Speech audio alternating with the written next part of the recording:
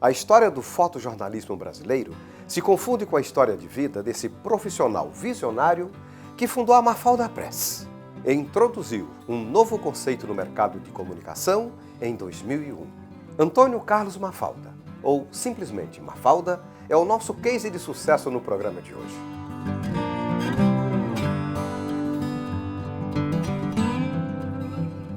Eu nasci para ser fotógrafo. Eu nasci para ser o cara que consegue, que sempre teve a vontade de mostrar tudo que fosse do ser humano, entende? A bondade, a alegria, a tristeza. E tem uma coisa importante que eu tento transmitir, é sempre tentando fazer com que o ser humano seja respeitado. Eu respeito, eu deixo o cara que eu fotografo numa condição sempre de que ele é o mais importante. Eu escrevi: a fotografia é minha vida ou minha vida é a fotografia? Difícil falar, porque nos envolvemos por certas coisas, como se elas se desenvolvesse ao longo de nossa vida. Cada vez que pensamos e examinamos como isso aconteceu, chegamos à conclusão que foi um envolvimento sem ter, com o passar do tempo, voltar atrás. Não dá para voltar atrás. Creio que a resposta mais direta é: por que você se envolveu com a fotografia? Tu me perguntaste, né? Então a resposta está aqui. É a mesma dada pelos alpinistas, quando perguntados por que você subiu a montanha. Simples, a montanha estava lá. Posso responder que por influência e curiosidade de ver tantas revistas, livros da casa onde com 8, 9 anos morei com o tio Toqueto, diretor de um colégio marista, Conceição, em Passo Fundo, Colégio Marista Conceição, em Passo Fundo, era um intelectual e permitia que eu me interessasse nas suas bibliotecas. Eu investia na biblioteca dele. Ficava completamente deslumbrado com tantos livros, revista. Meu Deus, era uma loucura. Agora, escrevendo, vem na minha memória que ali nasceu meus primeiros envolvimentos com a fotografia.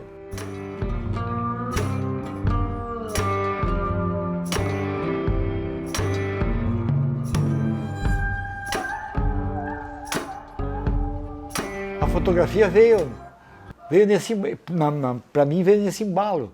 E em 1968 eu tive a oportunidade de trabalhar na Rede Globo com o Pau de Luz, em telenovelas.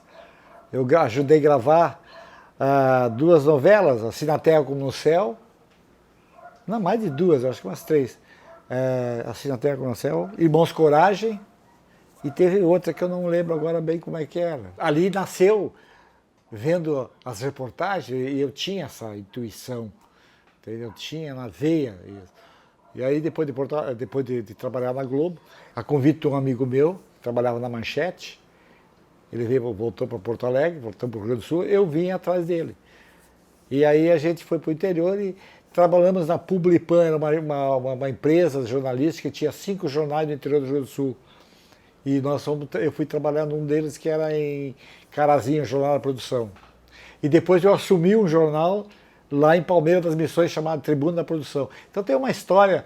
E aí que eu comecei a minha convivência no meio político, no meio empresarial, né? E eu comecei como repórter, escrevendo, tentando fotografar, tentando fazer alguma coisa e aprendendo a trabalhar com essas pessoas.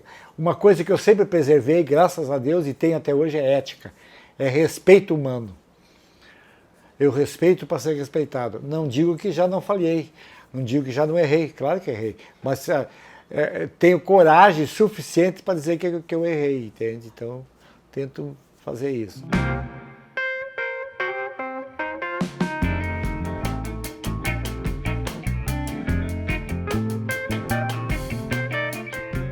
Em 1900 eu tive umas prisões aí, aconteceram no meio do caminho, aí, política, por causa de reações do meu jornal, matérias publicadas, que teve uma reação do AI-5, cancelaram o jornal, então houve vários problemas. E aí eu pedi socorro para um cara chamado Maurício Ciró Sobrinho, que foi o cara que teve coragem de me indicado por um grande político, que eu acho um dos maiores líderes brasileiros vivo, chama-se Pedro Simão. Então a política está dentro de mim, está envolvida. E graças à política eu conheci grandes pessoas. Daniel Krieger, para mim um dos maiores tribunos que eu conheci. Paulo Brossard de Souza Pinto foi meu advogado, eu sou meu ídolo, um cara que discursava e tinha um discurso político mais importante que eu vi na época da Revolução. E fui o primeiro repórter brasileiro a ir para a Arábia Saudita e divulgar o nome do jornal Zero Hora na terra árabe, sendo que o jornal era de um israelita, de um judeu. A coragem que eu fui para abrir esse jornal lá. E foi muito bem visto. Eu não me lembro agora o nome do rei que recebeu a delegação na época, em 78, delegação brasileira. O técnico que eu me lembro era o Didi, e eu puxei o jornal Zero Hora que eu representava e dei para o rei lá. Foi um troço fantástico, assim. Foi uma realização muito grande minha. Parem as máquinas, né? E eu fiz isso na Zero Hora. Mandei parar as máquinas. Isso foi quando houve a queda do Bordaberry no Uruguai.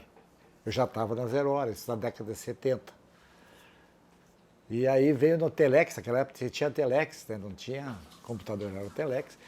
E eu dormia no plantão, no Telex, onde era um ambiente mais quentinho dentro da Zero Hora. Eu dormia ali.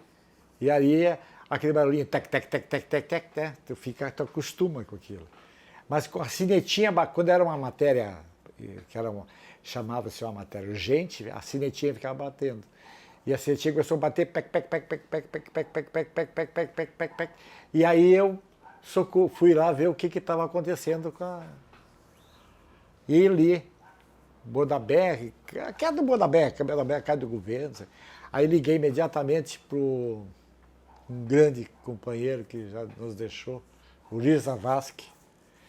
Foi um cara que me deu muito conhecimento. Um cara que tinha, na época, um conhecimento global, político. Então eu aprendi muito com o Lir, e o Lir foi meu companheiro. E o Lir disse assim, então pede para os caras parar, fala com o Lauro Schirmer, que era o editor na época, e pede para parar as máquinas que nós vamos trocar a capa. Aí eu digo, mas eu vou fazendo a capa, e eu fiz. Rasguei o telegrama e grudamos lá, os caras fizeram. Aí cheguei na parem as máquinas, uma falda bebeu, tá louco?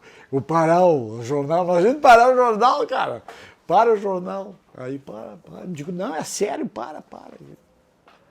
Parou. E aí trocamos o jornal e saiu. Foi a capa, o único jornal no mundo daquilo ali. Quando o Brizola estava no Uruguai e iam sequestrar o Brizola, eu saí do Rio Grande do Sul e fui para a casa do Brizola. Fui lá para dentro da casa do Brizola. Fiquei com o Brizola. Quer dizer, que se sequestrasse o Brizola, iam ter que passar para cima de nós. Não fui só eu. Outros jornalistas foram também. Existe hoje na fotografia vários caminhos a ser tomado. Entende?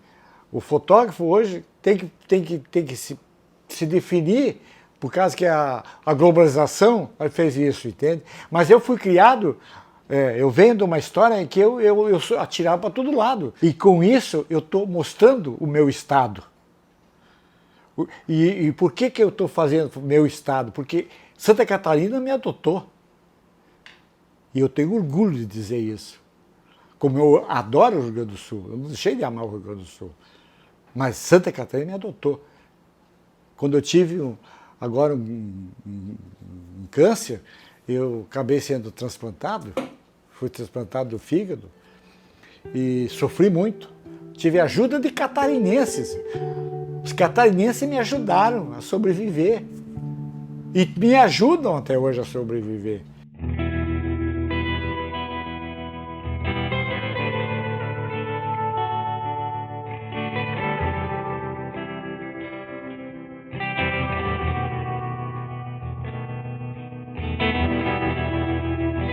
Quando aconteceu o acidente da Chapecoense, eu fui acordado com a notícia que tinha se perdido o avião, não sei o que eu...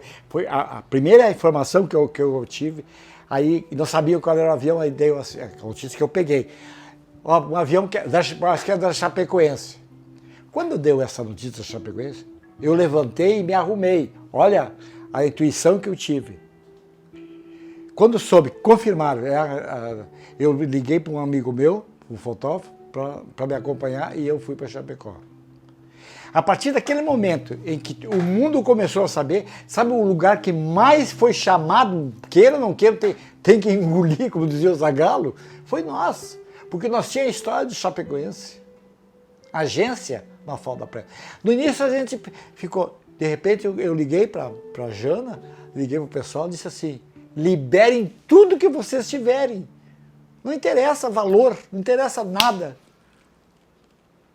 Não ia ser uma desgraça dos meus amigos jogadores de futebol, que eu adorava, sou apaixonado por futebol. Porra, o que eu ia querer? Aquele momento. É tão verdade isso, que eu fui para Chapecó e foi muito difícil para mim. Que na hora do enterro, na hora que os caras, eu consegui chegar acompanhando os caminhões que traziam os jogadores até a entrada do estádio. E quando eu entrei no estádio, eu não consegui andar. O choque que devia aquela multidão esperando, eu entrei no portão, olhei e desabei.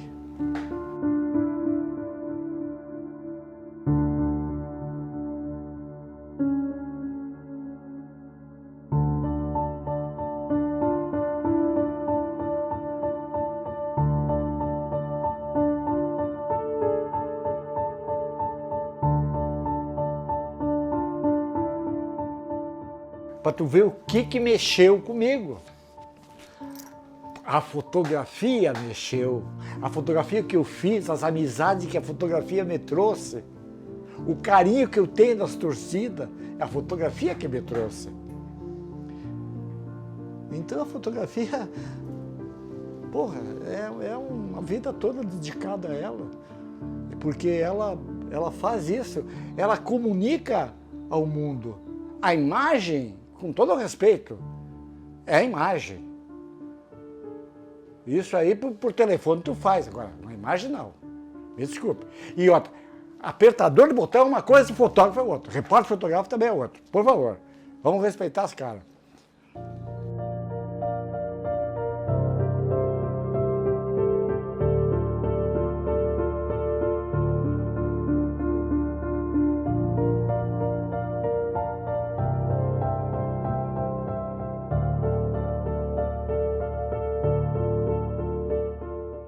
As histórias do Mafalda são verdadeiras preciosidades, não é mesmo?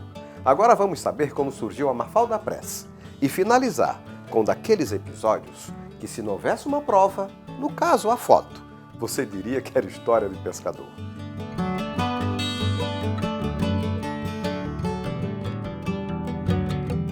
Quando eu comecei a viajar com a Zero Hora, eu via sempre em países como França, Itália, Inglaterra, sempre o pessoal de agência, eu ia especular, né?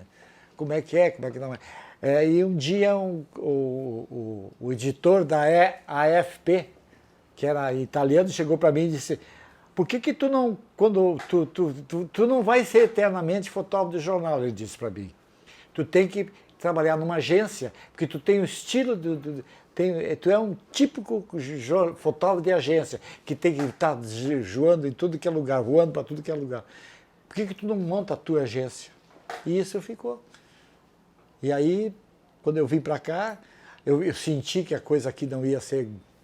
Porque o final está sendo muito triste aqui em Santa Catarina, em termos de imprensa impressa, entendeu? Tá ficando meio xarope. Então, aí que veio a ideia. Comecei a fazer e comecei a...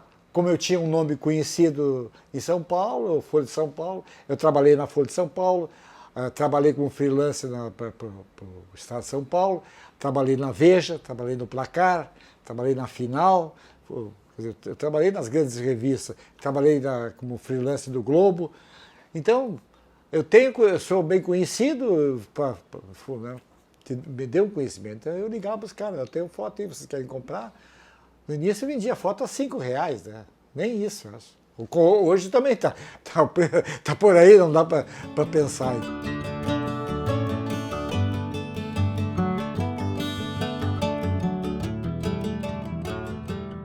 Eu fui abençoado pelo Papa João Paulo II, no avião dele. Eu tive a coragem de chegar e pedir para... E fiz uma foto que rodou o mundo todo.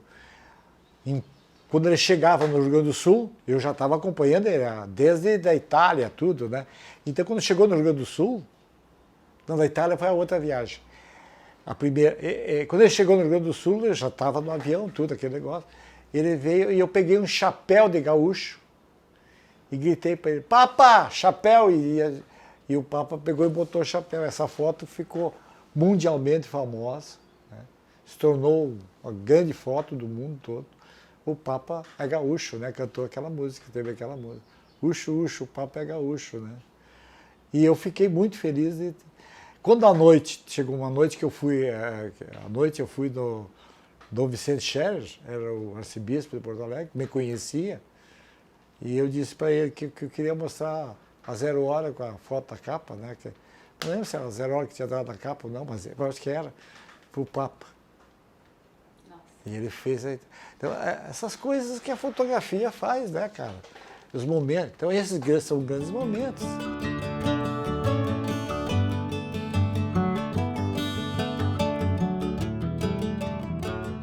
Quando mataram o Aldo Moro, primeiro-ministro italiano, as Brigadas Vermelhas, que era um grupo terrorista da época, da Itália, foi preso o Curcio. O Curcio era um dos maiores terroristas que tinha. E foi preso em Roma e transferido para Turim. E me deu um estalo, eu vou lá fotografar esse cara. Só que o mundo todo queria fotografar esse cara. Não era só o Mafalda. Mas o Mafalda foi. Fui dormir num jornal que tinha lá grande, Correio de la Serra, parece, não me lembro o nome do jornal agora. Eu dormi na porta ali, o cara abriu a porta, eu estava ali, ele me trouxe para dentro do jornal. Aí me deu eu disse que era correspondente brasileiro, mostrei a carteira, tudo, de jornalista. O cara foi uma confiança imensa me botar. Eu dormi, sentei no sofá e dormi, só que eu me acordei quase 10 horas da manhã. E não é que eu dei sorte? Entrei num grupo ali de cara ali, quando cheguei na porta ali, o cara disse assim, eu sou brasileiro. Aí o cara riu pra mim, né? O guarda me pegou, me levou, eu digo, eu sou jornalista brasileiro, fui indo. E o cara chegou, fui na frente do cara da guarda e fiquei sentado. Aí o cara disse, mas como é que tu entrou aqui? Como é que tu chegou aqui? Digo, cheguei porque tinha a porta aberta e fui entrando. Aí mostrei minha documentação, tudo, cara. 1 hora, 2 horas depois, o cara mandou eu subir. Me examinaram em tudo que foi lugar, ver se eu não tinha alguma coisa. Fui examinado de cima a baixo, radiografia, tudo. Aí deixaram eu subir com uma máquina fotográfica. E para ser verdade, eu tinha que... Como é que eu vou contar essa história se eu não tenho a foto de eu lá dentro? Sabe o que eu fiz? Peguei um juiz de toga, chamei ele e digo, fotografa eu aqui com o Curcio. E o cara veio e me fotografou. Eu estou na foto. Eu tenho foto com os caras. Quando eu saí, imagina, o mundo todo queria essas fotos, né? À tarde me abriram para fazer as fotos, só que eu já tinha feito as fotos. E eu era tão ético que eu não escrevi a matéria. Eu pedi que chamasse a Imara e que ela me atendesse no telefone e eu ia ditar, eu ia contar a história para ela e ela ia escrever a matéria. Essa matéria foi capa, foi tudo, deu 10 páginas, acho que de 0 hora só.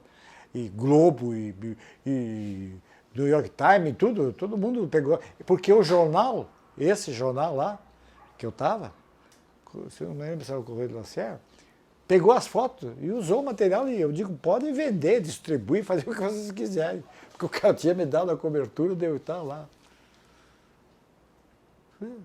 De noite peguei o trem e voltei para Milão. Não falei que era incrível? Assim como tantas outras histórias que o Mafalda teria para contar. Mas o programa de hoje termina aqui. Se você deseja mais informações, acesse o site estadodeexcelência.com.br.